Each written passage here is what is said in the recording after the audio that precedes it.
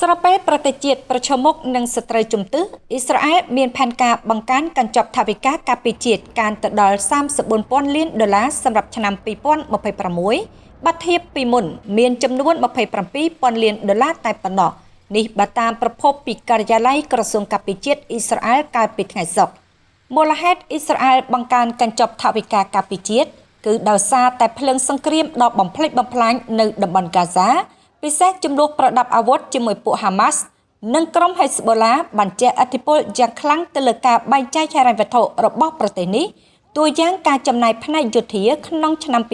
2024បានហក់ឡើងទៅដល់31,000 លានដុល្លារឯណោះ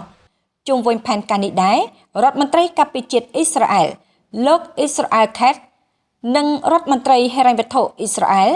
លោកប៊ីហ្សាលីលស្មូទ្រីកបានយល់ព្រមលើក្របខ័ណ្ឌចំណាយទៅលើវិស័យការពារជាតិគណៈរដ្ឋមន្ត្រីបានចាប់ផ្ដើមពិភាក្សាអំពីថវិកាសម្រាប់ឆ្នាំក្រោយដែលចាំបាច់ត្រូវតែអនុម័តនៅខែមីនា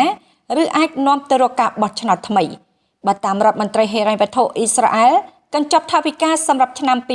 2026តំណាងឲ្យការកើនឡើងចំនួន14,000 លានដុល្លារបើធៀបទៅនឹងឆ្នាំ2023ពលគឺមុនពេលប្រទេសជាតិធ្លាក់ចូលទៅក្នុងភ្លើងសង្គ្រាមហើយវាក៏មានគោលបំណងពង្រឹងកងទ័ពនិងផ្ដល់អាទិភាពដល់កំណើនសេដ្ឋកិច្ចក៏ដូចជាការសង្គ្រោះប្រជាពលរដ្ឋ